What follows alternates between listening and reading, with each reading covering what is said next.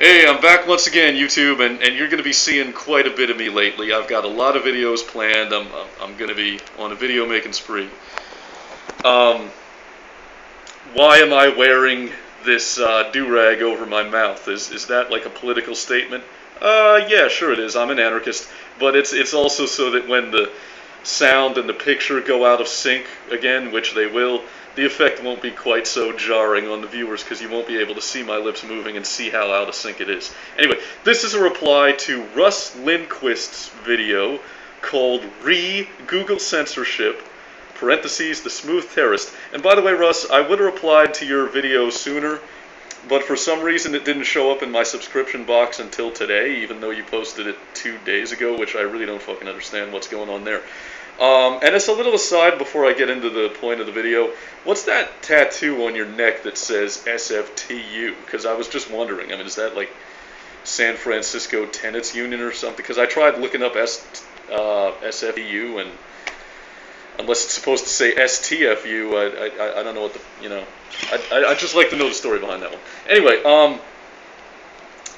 you know, Russ, watching this video that you made for me, I'm forced to wonder if you really meant the things that you said in it, or if you were just kind of playing a straight man and giving me like a sounding board off which to vocalize my ideas, which I would greatly appreciate it, you know, if that is what you were doing. But if you really believe the stuff that you said, then we need to talk. Because I disagree with you big time. Big time. Now, the first thing about your video that jumped right out at me, and it really made me laugh, and I'm not making fun of you, but I found it hilarious, was when you said to me, well, if you don't like the way YouTube is censoring you, then just go somewhere else. That's what I did. But the obvious punchline to that is that here you are back again, Russ. Here you are back on YouTube. And I wonder why that is. Well, obviously because YouTube is too big to fail. There really is no competition. You know, the drop-off between YouTube and their next biggest competitor, which I guess would be Dailymotion, is so sharp that it's like the drop-off in military spending between the United States and our next biggest competitor, which is China. You know, there's just no contest, in other words. YouTube is too big to fail. This is the video sharing website on the internet. And, you know, if you're waiting for the market to do its job and YouTube's treatment of its users to become so odious that everybody jumps ship and goes somewhere else, keep dreaming, pal, because it's not going to fucking happen. All that's going to happen is free speech is going to be chilled on the internet because we failed to act. Now, I want to get into this idea of private ownership a little bit and how they're allowed to censor us and do whatever the fuck they want, because this ties into so many issues. It ties into the Supreme Court decision that said that Citizens United, which is a bogus AstroTurf fucking group that tries to make itself look like a grassroots organization, but it's private special interest money. You know, the Supreme Court decision that says that corporation has as much of a right to free speech as an individual. You know, this all ties into this same bullshit notion of collectivist rights. And like I keep saying, it's individual rights that matter, not collectivist rights. And this is why we keep making these mistakes, and this is why we keep going down this bad road and fucking ourselves over. Is this idea that, oh, you know, Google's a private corporation, they can do whatever the fuck they want, they're not stopping you from you know, making your little videos on Dailymotion, which I guess would be the internet equivalent of the little fenced-off free speech areas that they have at political conventions, like for the Democrats and Republicans these days. You know, oh no, you can't protest out in the streets where anybody might see you. Have your little protest off in the corner in the fenced-in free speech zone. You know, and obviously I thought the whole country was supposed to be a free speech zone, so that's the irony there. But really, I think the world should be a free speech zone, and we're going to get a little bit more into that. Because, you know, let me give a little quick explanation about where I stand with the United States Constitution. Now, I'm an anarchist, Russ. So, do I really give a fuck about the Constitution, which was written by slaveholders and said that, you know, slaves are 3/4 of a man and yada yada? No, I don't really give a fuck. I use it as a tool to defend my rights when it's convenient for that use. Okay? In other words, there are some good protections for my rights in that document. Okay, there are a few provisions in there that'll stop the police from beating my ass. And I'm more than willing, under those circumstances, to say, hey, guys, obey the Constitution. Hey, guys, remember your oath to the Constitution. But do I really care? No, Russ, I don't. And the reason why is that I think what the revolution in global communications that is the hallmark of the times we live in, and we live in very exciting times. We're lucky to be alive right now, Russ. One of the things it really shows us is how interconnected the world is. And I think that ideas of national sovereignty are going to become increasingly obsolete as we go forward. And people are going to start to realize, people are going to start to wake up. And they're going to start looking at all these foreign news services that they've never had available before. I mean, when has it ever been possible for a guy like me to know what a Russian newspaper is saying and to know what a Chinese newspaper is? You know, I can watch Russia Today, I can watch Al Jazeera, which I do. You know, I get my news from all over the world, so you get a more complete picture of what's going on than if you just rely on what the state propaganda apparatus, aka the corporate media, is willing to give you. And what it's showing us, what the more discerning people among us are going to be able to figure out, is that, hey, I have more in common. I have more shared interests with the average Iranian citizen than I do with this fat cat up here on Wall Street. And people are going to start to figure that out, and that's going to cause a huge shift in global consciousness. And that's really what we need. That's what we need so desperately. Now, you espoused this idea in your video that, well, you know, Google, YouTube isn't really, they're not really censoring you because it's not the government doing it. The government isn't the one telling you to shut the fuck up. It's a private corporation telling you to shut the fuck up. And you can easily go somewhere else. You can go to Daily Motion or what have you. Well, look here. For one thing, Russ, and you know, I think the best historical comparison to Google YouTube would be Ma Bell from back in the Gilded Age, but you know, it's not really an accurate comparison because that was just United States shit, and now we're looking at everything on a global scale, and that really changes the game because YouTube isn't just used by people in the United States; it's used all over the world. And if you ask me, that makes it a commons, like the environment. It's something that we're all responsible to maintain. But look, the difference between corporations and governments is becoming increasingly obsolete, and you can see this in all kinds of ways. People have remarked about how Bill Gates' personal fortune is larger than the gross domestic product of some small countries. Well, that really says something. It really there's a lesson to be learned from that. And when you're talking about a corporation like Google that has deep ties to the NSA, deep ties to the CIA, deep ties to the State Department, okay, they might as well be a branch of fucking government. They're working hand in glove with the United States government to censor political speech over here. They're working hand in glove with the Chinese government to censor political speech over there. They like I said in my video that you're replying to in the first place, they've been condemned by numerous non-governmental organizations like Amnesty International, like Reporters Without Borders, like Human Rights Watch, for censorship and human rights violations, and that really says something. Now, I am not going to be trapped by a false dichotomy between corporate and government, between private sector and public sector, that leaves me stuck in the middle. Because that's what's going on here.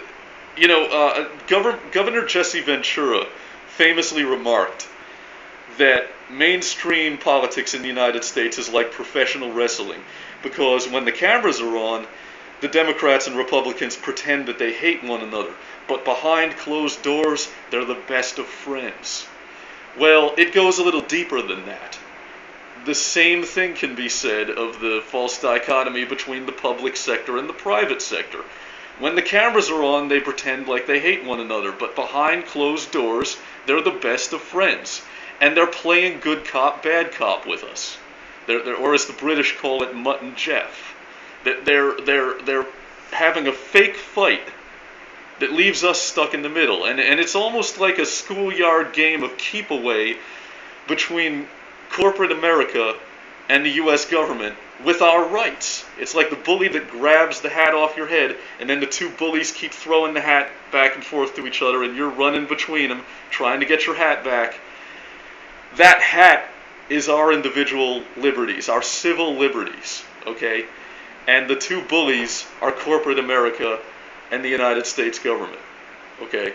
Or if you want to widen the analogy out, corporations in general and governments in general, because we're not just talking about the U.S. anymore. And we're caught in the middle of this. But no matter which side you pick, your rights are not going to be safe. And it's so crucial to understand this. And you know, it's definitely something George Orwell understood when he said that the wars are against the people. The wars are waged by governments against the people. You know, you can see things like this clearly in the case of the WikiLeaks. The Bradley Manning case, when Julian Assange could not get political asylum anywhere. There was no world government that was willing to defend what he did, even despite the fact that the U.S. State Department documents that he released showed wrongdoings by the U.S. against those governments, some of those very same governments that condemned what he was doing. And you'd say, well, if they got to get a peek into what the State Department was plotting against their government, then how come they wouldn't defend Bradley Manning's actions and defend Julian Assange of WikiLeaks? Well, the answer to that question is a very simple one. The reason they weren't willing to step up and defend that is because they realized, hey, if the U.S. government and their State Department cannot protect their secrets, then how long is it going to be before the people that I'm trying to suppress and control get a hold on my secrets? So you can see that the governments of the world are in confederacy against us. The corporations of the world, the governments of the world, they're all in confederacy against us. The global intelligence community, look at who makes it up. It's not just governments anymore. It's not just it's not just MI5 and or is it MI6, MI5? I can't remember. But the point is, it's not just the CIA and the FBI. It's not just Mossad. It's Google now. It's Verizon now. That's the global intelligence community. Okay? And we're the ones caught in the middle. We are the ones caught in the middle. And if we don't start defending our rights, we're not going to have any left. It's crucial that you understand that. Now, Russ, you said that, you know, if you don't like the way YouTube is treating you, just go somewhere else. Just pick a different website. Well, I don't want to pick a different website, okay?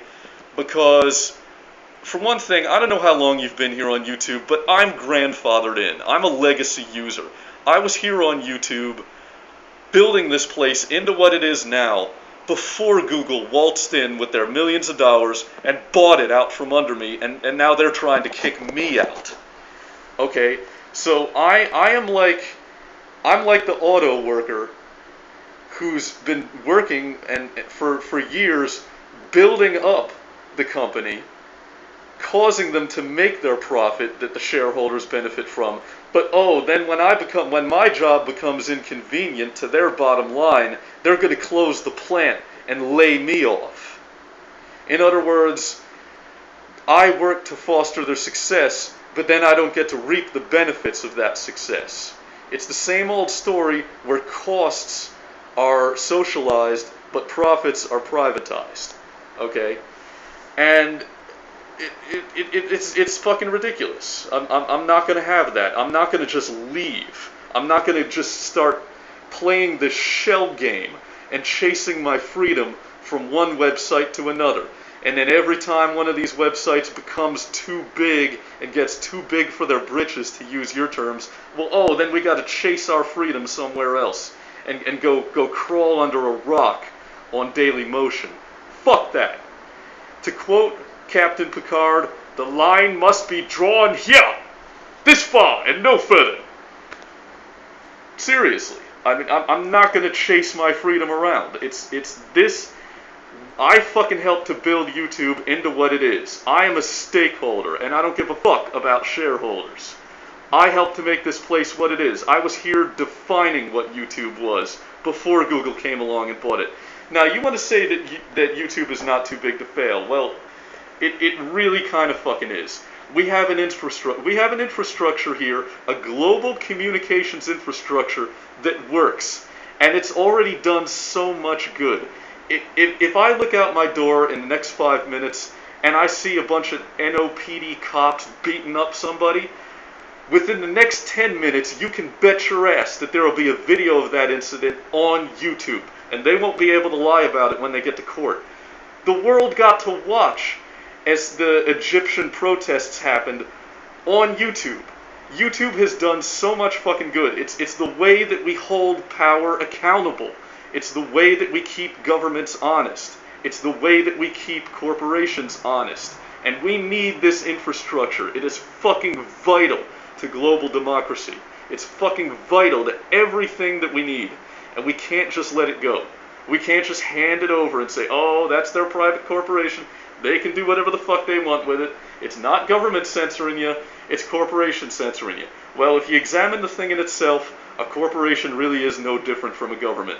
It's a large, highly organized in-group that's highly funded.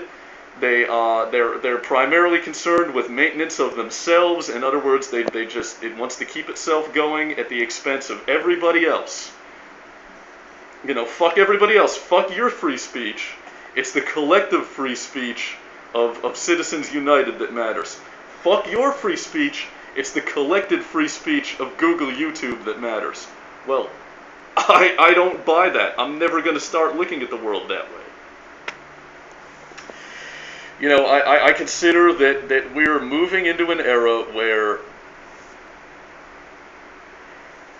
national sovereignty is going to be increasingly meaningless, where the difference between government power and corporate power, if there ever was one to begin with, is also going to become increasingly meaningless, and where the citizens of the world, the most vast silent majority that there is, are going to start to come together and figure out these guys are all in confederacy against our individual rights. They're all in confederacy against our individual freedoms, and that means that we all need to be in confederacy against them.